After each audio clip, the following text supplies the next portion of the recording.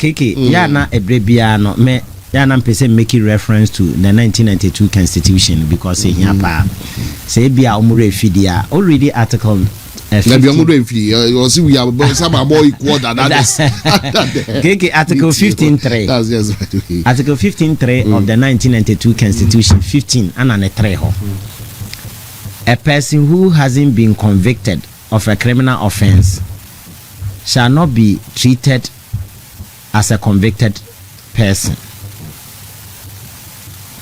That means that prosecution protected the right of 15.3. Or say a person who has not been convicted of a criminal offense shall not be treated as a convicted person and shall be kept separately from convicted persons. Absolutely. Yeah. Okay.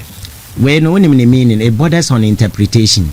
80 Article 15.3 the perception say it operationalizes the principle that accused person is presumed to be innocent until proven otherwise. It operationalizes the principle that accused person is what presumed to be innocent until proven otherwise. Enti enwa na esan Article 19(2)(c) read it 19 Article 19(2)(c) of the 1992 Constitution of the Republic of Ghana. Let's see, 19(2)(c). And then C. All right. Okay, so 2(c). Okay, be presumed to be innocent. I mean, yes, be presumed to be innocent until he is proved or has pleaded guilty. Yeah. That means that obi abekwa ko gina mrana nim bia no uni for until say mrana di wasam amwo hu say oyefodie enipa eno an ne Article 15.3 ne eyepe but o kan wan we ya onti ase. It operationalizes Article 19(2)(c). That means that enipa bi abechini bi eni kwanse wo treat no ebi no kan Martin Pebu number 2 versus Attorney General number 2. One Supreme Court Ghana law report at page 171 2015-2016 actually will say all offenses are bailable and bail should not also be used as punishment. And for bail, what is the essence of remand? It didn't do be called remand. Already a wafa or Google now already essence of remand and they say or remand and they say any panel or may interfere with the investigation. And I say oh any pebi or a flight risk. So we jana obi jane. I think say I will bear 3 essence but 2 no panel no. Whether the person is a flight risk. So be a flight risk that means that we jana pay or through same kuno. Near what judge be with England and near friend Lord Denny. Na sa judge na bra me school say din na near the friend obi a friend me Lord Denny sa judge no and one of the so Lord Denny no sa judge no yes sa judge no e ba se emra no e be hu se emra no wa ben pa no ni mra enti e ko ba se ne mra bia ne no na be law a ye use Lord Denny na can say the law does not lean itself to something which is trifling. Law na mfa no ntwitwiri ade a ye nketenkete triviality. Something which is trifling, trivia, and near man katenkete law, and fan home to home. It misdemeanor a bonen katenkete. What is the sentencing regime for misdemeanor? What is the sentencing regime? So be a misdemeanor, it's a fine near the Bamano. Judge across me do wicked, why a bonena ya me punish okra. Fine, into what was why a bonnet cross or bepe punish okas if you 1 day, a copy 3 years. And umpa yet, men fan is so sin a boo. Now I born in a ya ma de bia jelly no or per crowd no do be court and a sentence be. So it's a misdemeanor, a fine. When the person is a first time offender. And no crowd the channel. Enti we who no was so called remand do be antina me can say the constitutional democracy no Ghana for instance Ghana no the first mark of the constitutional democracy no the first mark of justice no I was so hunu say enipa no liberty ube guarantee the amano unti enipa no fa hodie so you see ye bobo Abronye so na obi knya Abronye na o ka de judge ne nso ye o eno na Ghana form person mo bete eno na National Democratic Congress in person bete eno na His Excellency John Dramani in person bete eno na obi in person bete. The point is the judge ne ye no Is it right in the eyes of the law? Is it right? No cry about coupe. Metima lambastage, I can subject the judge into constructive what? Criticism. What the judge is doing is malafide. Bad faith. It's bad faith. It offends the law. It sins against the law. We all are what? We all are servants of the law, and we need to worship the law. Ye nyina ye yankwa wo mranenim na wo se esom nkra emrano. Justice Atuguba retired jurist on the kind asem. Or see, we are all servants of the rules, and we need to worship the rules. Justice Bamford retired. On also can be sir. We are all servants of the rules, and we need to worship the laws. We need to worship the rules. Justice Atuguba Kano, Republic versus Dana Budapi case or Kanwum. Ye nyina ye yankwa wo mranenim na wo se esom mrano. And the judge, is he serving the law? Is the judge worshiping the law? The judge at Circuit Court 9, is he worshiping the law? That is the question which needs to be interrogated. Is he worshiping the law? Is he serving the law? Emranon was nana. And yes, say amount power. I say, or discretion, so bet me do be a cotumu bail. You abuse it. Now, what you soon have asked sadly. Even ruling the crown farmer, you ruling now the buyer. Or say, or refusing ruling pursuant to section 96.5 C. Or refusing. The two refusing is a Ojidi say, or Manakwan or Bessan Koyas Abronye Nibi. What one for you? What one for you? The judge has already crucified Abronye. That means that the judge as only Sasamnoa. Judge no obedience to Abronye. Though the first thing is for the Abronye's lawyers to petition against the judge. SSR case. Not what I want to show. Or you're guilty. Or you're guilty. What buono for? Now when you do that, does the law permit that? In the process, in the application, you pay bail. No, you decide ruling way back. SME January or Bessa Quaquaya Bonini beam. And for that matter, nature's a buono for. And to what buono for there. Now we judge and maybe a day way or what I day. And then I may be Sammy who say, Abia the offense was committed somewhere. Ewa Ghana cry. Ebi the man, a you saw as a doom sabe. One can't some no baby, Yankan and so can no ana. No, Debbie. Oh, Central Region. Yes. And what can are they telling me Central Region? You need circuit court to Hana.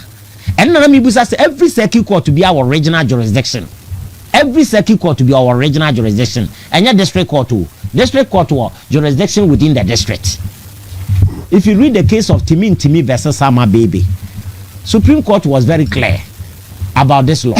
Supreme Court say where the court lacks jurisdiction, it cannot entertain the matter. Timi versus Sama Baby. Where the court lacks jurisdiction, it cannot entertain the matter. Maybe a court will lack jurisdiction beyond Timi entertaining the matter. Timi versus Sama Baby. So the point is that as I say, lack jurisdiction Timi. If you read Sakis na ebe chose baby or lack jurisdiction on to me. 80 Adenta Circuit Court or Tranita Bemua no the Aba Central Region. No Aba Fasam, no Abedi Asama, Yakan was Central Region. The action was done. It was performed. That first publication was done in what Central Region. It was Central Region, it was Circuit Court. I didn't know Mom Fananko. The reason I am Fananko, the name of Yakoche Nekon Central Police Station, near few ordinary call Adenta Circuit Court 9, it was actuated by what malice, bad faith, malafide, bad faith. When it is bad faith, let's just say it means that judge, the mind actuated by malice into our intention of what? Doing something which may offend the law. Which may offend the law. It's a basana na de obeye bia no enye mra no no de ba be ya dwuma o na emomode ni tirimupo na ebe ya dwuma. It is such a judge no. Are you telling me say owura afenwoma akensema on subject no to constructive criticism when the judge is doing something offended and say affected the fundamental right of an individual? And if you look at the fundamental right issues, if you read the cardinal principles of what constitutional law or the preamble of the 1992 constitution, law in our foundation, we have President Mahama and now President Kufuor Austria now solemn declaration or say may protect the fundamental right of every individual. He did not say that I will protect the fundamental right of what? Estandogwe. He did not say that I will protect the right of what? Woyomi. He didn't say that I will protect the right of what Felix Ofosu Kwakye or Sam George, but he said that I will protect the right of every individual in this country. That is one of the cardinal principles your constitutional law. It is the foundation, that is the preamble of the 1992 Constitution of the Republic of Ghana, because it says that we, the good people of Ghana, in the name of the Almighty God, give to ourselves this particular constitution which shall secure our freedom, the liberty, protection of fundamental human rights, equality of law. Is that equality that His Excellency John Dramani Mahama AUSU treated the good people of Ghana? Is it right? Then you sit somewhere and say that me and criticize His Excellency John Dramani Mahama, me and criticize it. He has kept mute. Wakana no atum on can be bia. The old yin say again no more yeno. Say yes, or penny fie, and me a ren nanka ya can nanka for or can who be. Because what only the first gentleman of the land. Obet me be an say, hey, stop what you are doing. Munya dia mo yeno. It's about democracy. You see, my main country on coming cancer same way. It was clear. I went to a certain police station. I met a Pia Stadium because she know. Wami achi obi de naba oche na yebusa na asemu mu amigina obi a obi tata mechire wo said me ma ban na wo so me wo power. That was what he said. Apia Stadium na make us up on them on challenge me. He said it Tafo Pankrono police station.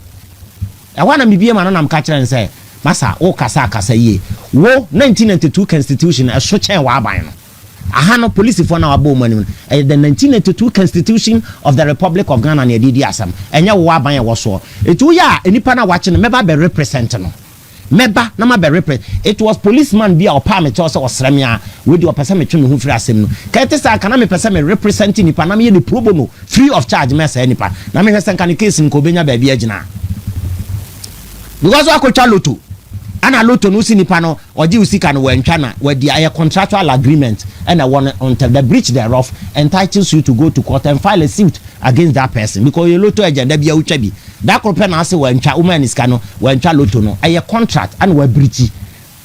And this one you got a guts go to the police station where arresting nipa no tinisuo na police for the nigina ho what you say we ask me ma ban na so mechira wo pa.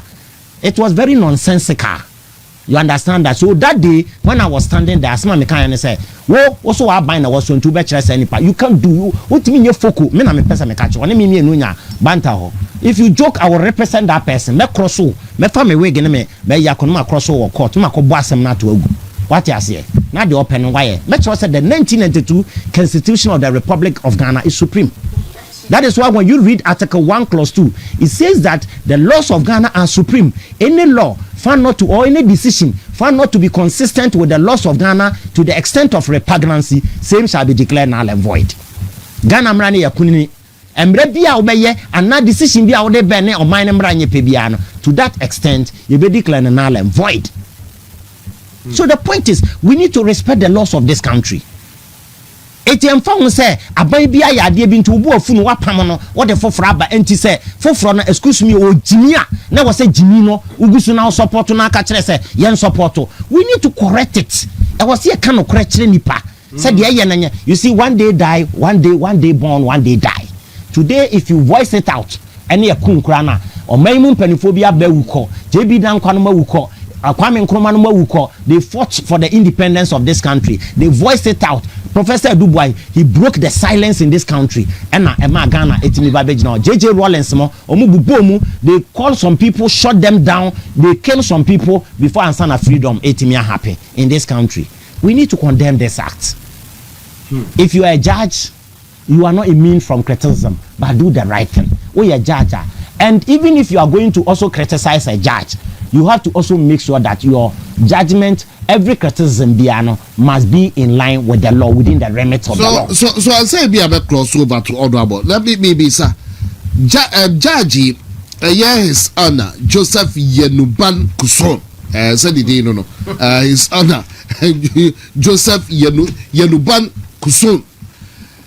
Delay with a yeni ruling. No. Asutwe bia edi ho for such an a year. No. A bit ma baso ya rebet ma base bibi na si ne kwanti no wanti man fa ne ruling ama. Enti dia na bit ma no. But that delay. So you use where you as punishment. That delay no whether say we intentionally ana say with certain intent and the DHD no ana malafi the bad faith excuse me it will affect obi fundamental rights but osement me and family judgment ama why na betima hu say reason say nti no antama in the worst scenario no obeka cho say no yare kranti no antimi amfama ebi na happen wo tamale hono judge ne se ne ho mfa no nti no amfama na wo twenya made na delay ma supreme court de ni nyina anti say anka owura legal directive no na lawyer na obo no ho modern NPP Gary ni ma me salute no say Gary ni ma ko amfa ne wig ne ne ma nko issue say shurara na nka ya appeal no kra yentimi nko ka de be wan say ugina ho ananka parliament o ma swearing because in constitutional matters the clock does not stop. When it comes to constitutional matters the clock does not stop. It means that every constitutional matter be asen ye no begu so akoso it is was say parliament ni ye no dwumadia it will never stop and one so akoso any panin before you realize ni aso any in so it took Gary ni mako ese obetima ye ntem no issue seshurarai from Supreme Court at the abe court to the omo ye ni nyina to quash it either than that ke ho kire ye.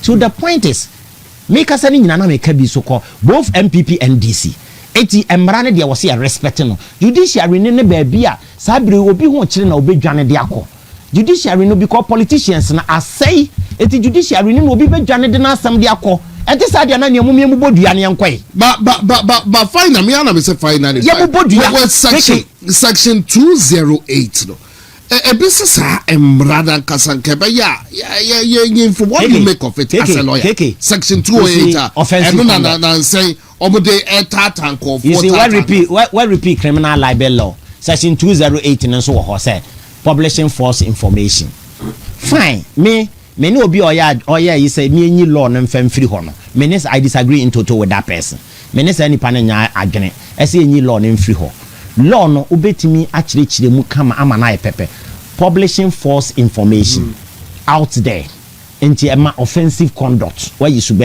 edi and this are offensive conduct no obekomu ahwehwem the defense to it was so unya defense ade be ma no defense obetimi dia masa offensive conduct and publishing false information no kire say if say enipa na or making such statement no or verify the authenticity of that information and indeed or buy no be hunu say asem na oye mu nhwehwemu na ampadum so aba na dum so no so de ode buy ya his excellency John Dramani Mahama say nipa no that is the defense e dey na ade be ni bi enu ti de binum se ye ne yenyi mfiri hokora na obi anka de obeka so a point no because oche na de obeka ne say me verify ampa aha na me hunu so mo se dum so obeba etimi call website ya ana ECG for e kire me say ampa efiri na watwi mu ko nyina na abosumi nyina no yesi ECG kura ho ahye akola bia minim no say hey offer yesi ayi ho nyina ahye yesi akoso mo ni nyina ahye eni nsuo ni nyina ahye ti ye na enya light biem ogina bonten na oka yesi nsuo ni nyina ahye so ho e kwa na se sa nsuo na ahye ene na kire say ye nyina ye ho be kire ye akoso mo ahye wo so the point is if the person can attest to the fact that say or verify that information and indeed that information was correct to the best of the knowledge ampa no nya source or nya information in free ya ehne fa na sa false information wa publish na ye adwuma bi because asem no empo ebia na ye kan asem no wo wuntumi radio so ehwo ye authentic radio etimete na TV3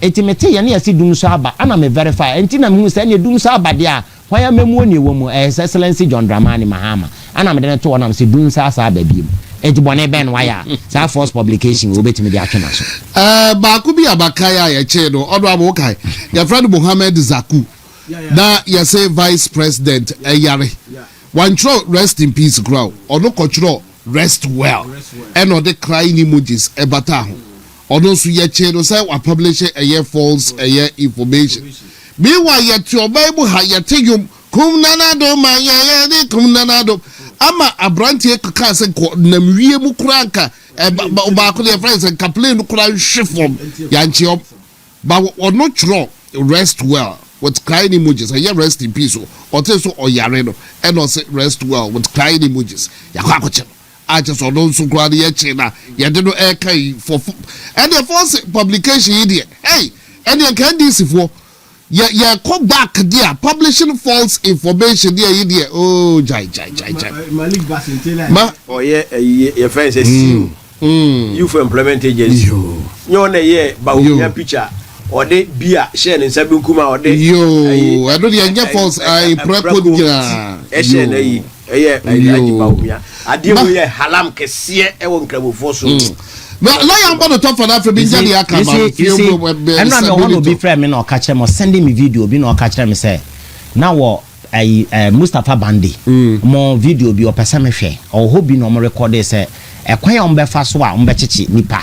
Adi matumu na all can say no send the video no man say me na me advise on one person the back out. Look at this. Whether or not some information here no say or send the video na me verify na video no authenticity of it. E ye no say indeed that video no ye fan say omo yes ade na dia na me verify and na me dey back out that. E dey na ma publishers have false information. If I did verification and a verification no okay to me say indeed ade we dey correct. And I'm more be free moon who say a dear way correct na me the bar. Me they are some count. Nessa ni about outer. I dare false information I'm publishing. There is a video out there. I verified the authenticity of that video. And if I verify the authenticity of that video, na be who say no cry. I dare not trust my publishing false information na me the bar. So the point is so I don't know almost that identical could be yes judges point no be you said that detail you were serious cases I will see a diwa it was so munu say certain cases are very serious I will see a minor man and Nikoso cases like misdemeanor and then also be lambasted lawyer be on social media say hey a lawyer phone kwasi afọ no sanse misdemeanor and me and try you say NDC ni no okasa asem no okasa sa misdemeanor no ye bonin ketekete okokora bi wa kwa judge ni timi ma opachew ana no afan obi bi ketewa bi nti wenti ya say Ghana ye mas ye sika sam ni ya soldier fo ni ya police fo nyina ekura nipa ba ko we mu wa misdemeanor statement misdemeanor when the law does not lean itself to something which is trifles and you say nipa na ko shemu and it Ghana adwiri nyina akosa misdemeanor no so is it right? Okay. Oh, things fall apart. Center cannot hold. Judge na juma o ye wa Abronye case no enye papa. Nti Ghana Bar Association for condemn judge na so ma condemn. Na Ghana Bar Association say obi our interest. Oh yeah. Save your interest. Oh yeah. Nti eno de obi our interest. Ghana for who say the omo didi Abronye no. O fi say Abronye na ye ne na o kina. Ye be kwa kofa sa amra wi ya na de du. Omo sha se omo chichi ye friend say sa nkwala mbai wa milu e be chi omo kumase. Ye chi adenta kumi. Ye chi fanti comedy mo say e bia na Abronye kura nim say enka no betun say aka Abronye nti wo a wote honne na office enka no because kasa du jesi du na wo ye semtrodi ye ka ade we e koso Ghana na ye ka na wo kodi afenyo ma kerantem o kire e bia sa fo mo bibi da oh yeah omo wo bibi da na mo de asisi wo man hu ze e bi wa ntira ye to aba mrante nkora ma kuba kuduma kwasi prat no haruna yi haruna atadom ai kofi kum se dum de ai ene wa betna fidie chi dia so so talk is cheap wouldn't be free na ba be do one ba wu ye bi omo trase omo to omo panko na obenye nipa obewo ma omo keke yeah na no media make die sorry ya me kwoti ya meti me ko hwere mo feed 10 times on social media so a meti say president etia ka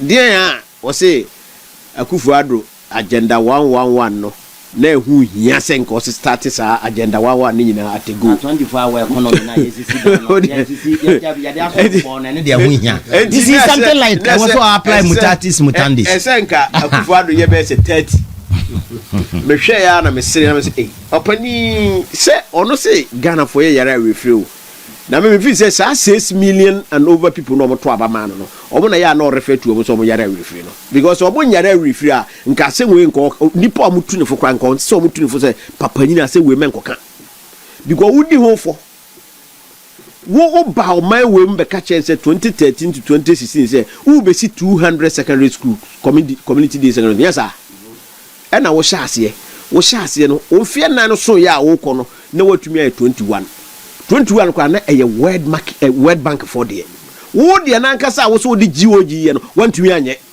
and so started 200. Ibisa will say there are various stages of completion. Oh, yeah, 200. Akufo-Addo de na oyɛ hospital covid aba enkrofo wuwu enkrofo ho akyerɛmo ya yɛ research ehu sɛ sa o mai wo ya yɛtimi kura no yɛ wɔ ayi district mess 90 something a ɔmo ne hospital yɛ wɔ regions msia Akufo-Addo akreti di aka ho ɔmo ne hospital ɛna ɔde psychiatric hospital ɛna trauma center psychiatric baako wɔ ayi south ɛna baako wɔ Tamale yɛ de ka ho na agenda 111 hospital yɛ hyɛ ase ni nsi yɛ hyɛ ase nsi a bebi a yɛ duri enne ebi wo ha o mo awie machines gum so mo bia no Akufo-Addo abare no aban we be se o mbie e no mo te ho enne wo so obi ye agenda 111 hospitals 111 se nko to ne bo ase mi wo a wo no wo si 24-hour market 24-hour market eni mo manifesto obo ncha ba bia na ewo abobɔ ho saa eni mo manifesto de ko ye ne se wantumi anya agenda wantumi anya 133 no formula 133 no a adwuma ba ko nipa miensa be wantumi nti wo de ko fa ba bia ma yehu se wo ye ade bi nti sa de te district wo kwakusi market wo market na mo so mo kusi na mo se hospital wo ana clinic police station wo fire station wo crèche wo we wo na mo keka bom ba bi wo kwa na ba bi ya de sa ayi ba kwakusi aya problem me makase ma chairman dey was a market no say bebre so omutumi simpa omutumi simpa e be white elephant because baby o has market na wode ko hono when me find night market who see night market he for no moko dis aduara when e ko jene ni kakadro e fence central market anajo na ye wo existing market kura wo and enenka etumi ya adwuma na ye mfa existing market mfa nye 24-hour market ne kejeti e bononsi ayentum yantum Kumasi market abhoro e wo ha bia mre wo se ebo 6 yetu ni nyinam enti sa we na wo ye na populism for the optics adwuma na wo ye na o man we serbe ya manfo be ka se wo ye bibi wo si sa enti wo se 261 obi ye 111 wo se already any over ambitious wo no se 261 ye nya na ye mo ensem ma what kind of hypocrisy is this 2 years ake ana 3 years say 2 years na aka. What kind of hypocrisy? Over you know the new of ambitious project. And your best president says some of health uni markets the part the way some of us ya nema we oka oma omuntuatua ya so ansa na waka on ma yantibi no kan che 6 million people no enye some of us Akufo-Addo no we see 111 no we say ono ne de ne over ambitious we see we ye 200 2 years aka no de obetumi de awie we ko start secondary school 200 we ye 21 pe na we ye di piaka Akufo-Addo no obeto awo adwuma so no o wie secondary schools more than about 40 something eja wo de na we o side the facilities ya na ye boarding houses e ka ho ansa na schools no yetumi ebie di Akufo-Addo nti so Mr. President with all due respect some of these things no eya we na hwe ba bia wo free ba ansa na waka so ko sia wo 6 million supporters now you can tell them but not Nigeria 6 million that say do get yakwa ka chem say nkoye Goye. Now, President, where do you work? What? Sorry, I don't know.